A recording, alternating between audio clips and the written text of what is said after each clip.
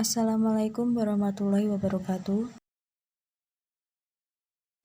Perkenalkan, kami dari kelompok 3 yang beranggotakan Rina Juniarti NPM 201010439, Zarah Eka Nur Saputri NPM 20101044041, Faisana Bal NPM 20101044043, Yeni Winatasari NPM 20101044045 dan Septia Ragil Saputri NPM 20101044047. Pada kesempatan kali ini, kami dari kelompok 3 akan menjelaskan materi mengenai ukuran lokasi. Materi ini terdiri dari 4 submateri, yaitu 1. Ukuran tendensi sentral, 2. Ukuran tendensi sentral dengan komputer, 3. Hubungan antara rata-rata, median, dan modus, 4. Ukuran letak. Yang pertama yaitu ukuran tendensi sentral. Rata-rata, median, dan modus untuk data tidak berkelompok atau data tunggal. Rata-rata. Rata-rata adalah jumlah data dibagi dengan banyaknya data.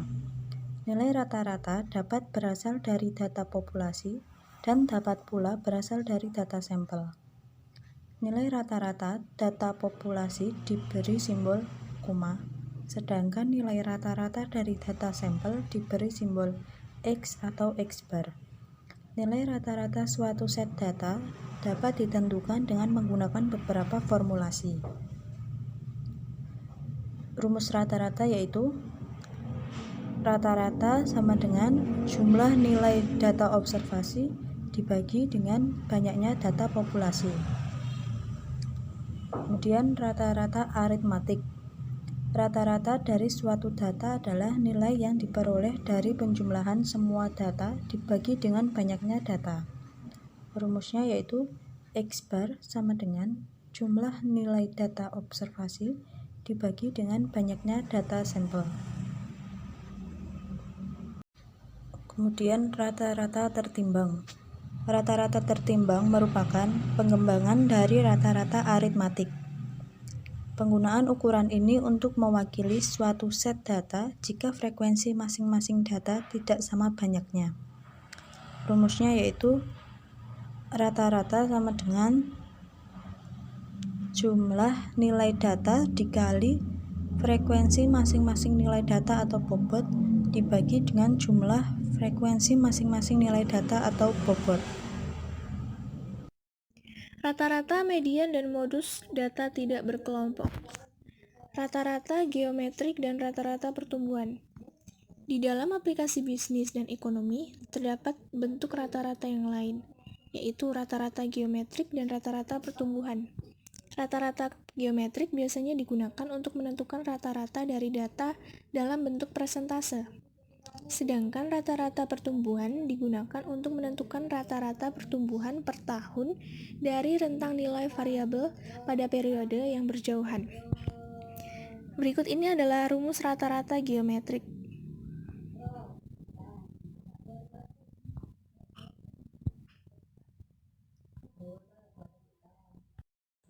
Yang selanjutnya adalah median. Median adalah data observasi yang berada di tengah-tengah urutan data.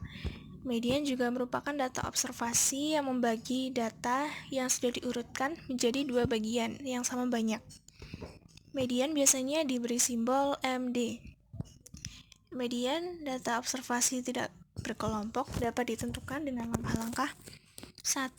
Urutkan data observasi dari yang terkecil hingga yang terbesar. 2. Tentukan letak median dengan formula letak median sama dengan N plus 1 dibagi 2. Yang ketiga, menentukan nilai median. Tambahan, data observasi yang terletak pada median adalah nilai median. Yang selanjutnya adalah modus. Modus adalah data observasi yang memiliki frekuensi tertinggi. Modus dari suatu data observasi diberi simbol MO. Modus data observasi yang tidak berkelompok dapat ditentukan terlebih dahulu dengan menentukan frekuensi masing-masing data. Data yang memiliki frekuensi tertinggi atau biasanya yang sering muncul adalah modus dari data tersebut. Yang selanjutnya adalah rata-rata, median, dan modus pada data berkelompok. Yang pertama adalah rata-rata. Rata-rata data observasi berkelompok atau group data adalah jumlah hasil kali antara frekuensi masing-masing kelas dengan nilai tengah dibagi jumlah frekuensi, atau dapat dituliskan secara sistematis dengan rumus sebagai berikut.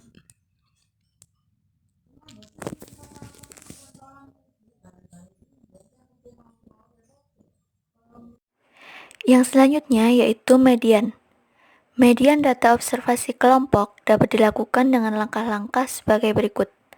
Yang pertama, tentukan kelas median dengan formula kelas median sama dengan N/2. Yang kedua yaitu tentukan median dengan formula sebagai berikut.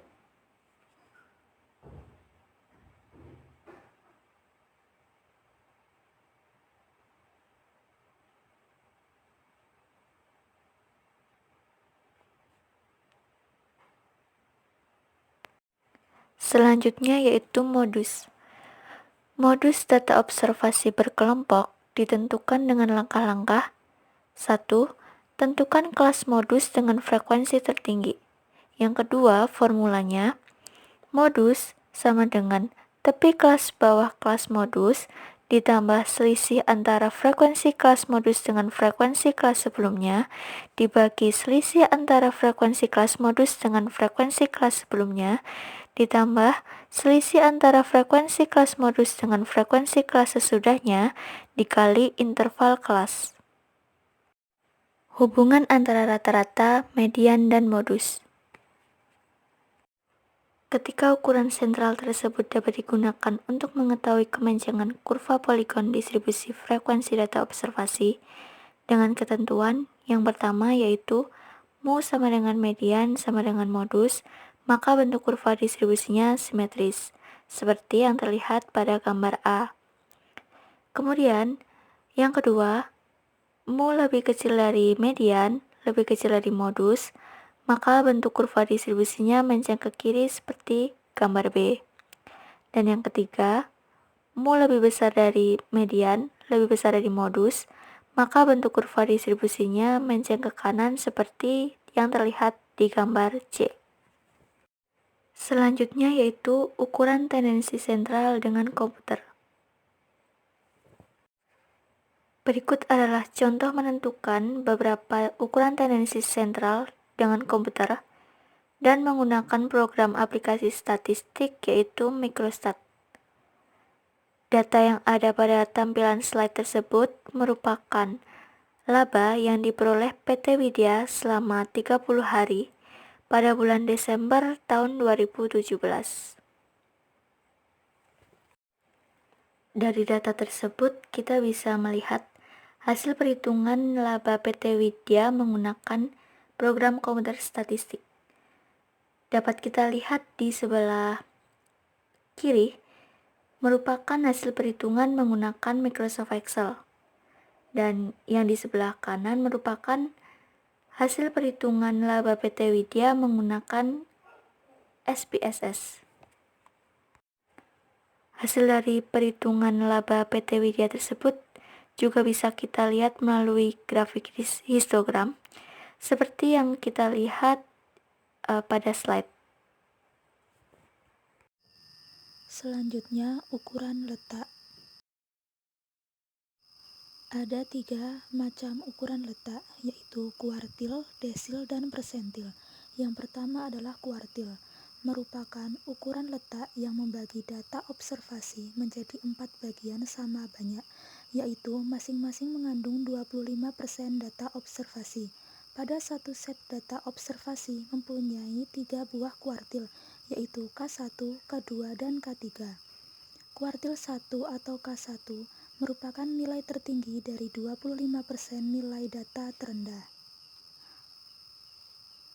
atau biasa disebut kuartil bawah. Kuartil 2 atau K2 merupakan nilai data yang terletak di tengah data observasi atau biasa disebut kuartil tengah atau median.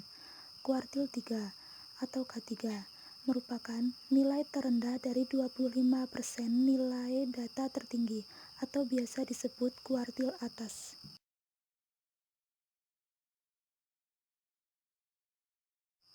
Menentukan nilai kuartil data tidak berkelompok. 1. Urutkan data dari kecil ke besar. 2. Tentukan letak kuartilnya.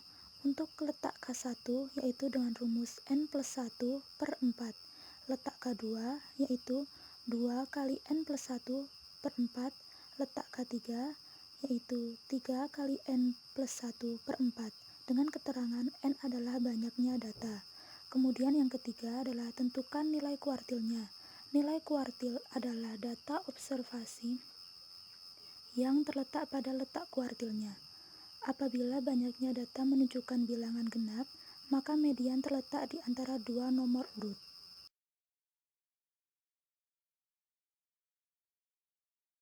Kemudian untuk menentukan kuartil data berkelompok. 1. Tentukan kelas kuartil. Kelas K1 dengan rumus N per 4, kelas K2 dengan rumus 2N per 4, kelas K3 dengan rumus 3N per 4.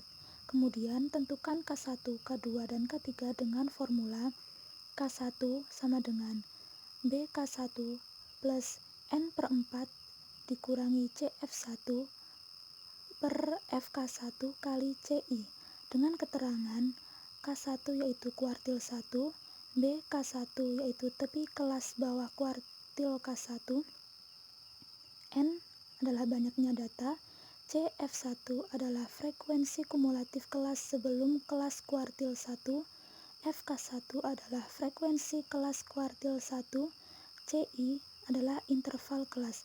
Begitupun dengan rumus mencari K2 dan K3, formulanya sama. Ukuran letak yang kedua adalah desil. Desil merupakan nilai yang membagi data menjadi 10 bagian sama besar. Desil sering dilambangkan dengan D. Pada satu set data observasi mempunyai 9 buah desil, yaitu D1, D2, D3, dan seterusnya sampai D9. Untuk menentukan data desil, observasi data tidak berkelompok dilakukan langkah-langkah sebagai berikut, yaitu 1. Urutkan data observasi dari kecil ke besar.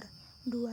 Tentukan letak D1, D2, D3 sampai D9 dengan formula, yaitu letak DI sama dengan I kali N+1 per 10 dengan keterangan DI merupakan desil ke I dan N adalah banyaknya data.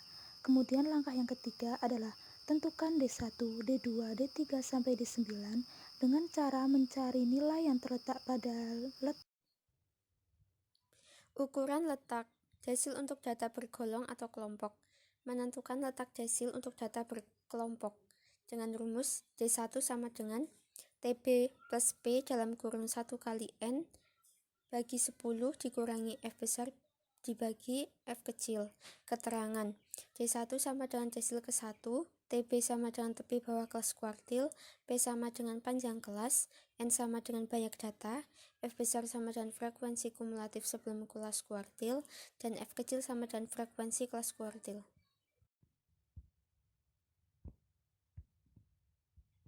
Persentil.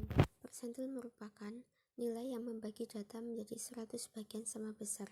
Persentil sering dilambangkan dengan P. Jenis persentil ada 99, yaitu P1, P2, P3 sampai P99. Persentil untuk data tunggal. Langkah-langkah yang harus dilakukan untuk menentukan P1, P2, P3 sampai P99 data observasi tidak berkelompok atau data tunggal adalah sebagai berikut. 1. Urutkan data observasi dari kecil ke besar.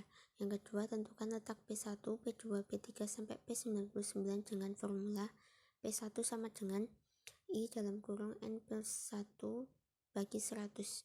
Keterangannya, P1 sama dengan persentil ke 1 yang N sama dengan banyaknya data. Dan langkah ketiga yaitu mencari nilai data observasi yang terletak pada letak setiap persentil.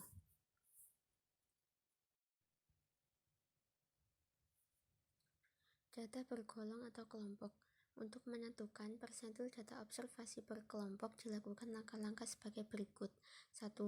Tentukan letak P1, P2, P3 sampai P99 dengan formula P1 sama dengan I dalam kurung N plus 1 dibagi 100. 2. Tentukan P1, P2, P3 dan sampai P99 dengan formula P1 sama dengan B P1 ditambah dalam kurung N besar dibagi 100